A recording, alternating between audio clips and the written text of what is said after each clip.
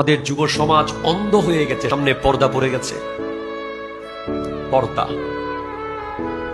Online online, internet internet, নাটক, cinema, football, cricket, bike, নেতাগিরি, কিশোর gang, এই দুনিয়া দুনিয়া দুনিয়া দুনিয়া দুনিয়া দুনিয়া করতে করতে এমন এক পর্দা পড়ে গেছে, এই পর্দা খুলবে মরে যাওয়ার পর। ঠিক কিনা কথা জোরে বলে?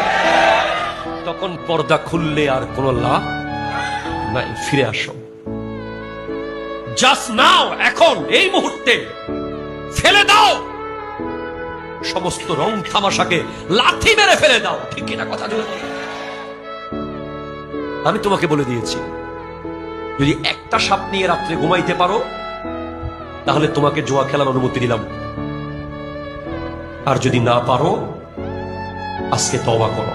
মনে রাখতে হবে, যারা জুয়াকে গুনাহ হচ্ছে না মনে করে খেলতেছে, যারা বেগানা মেয়ের সাথে সম্পর্ক রেখেছে, যারা মদ জুয়ার সাথে সম্পর্ক রেখেছে, তাদের ঈমান নাই। কারণ গুনাহকে করতে করতে করতে করতে যখন ভয় ভীতি চলে গিয়ে সেটা ইউজ টু হয়ে যায়, তখন সে আর গুনাহ মনে করে না, তখন ঈমানও চলে যায়। ঠিক কিনা কথা ধরে বলেন?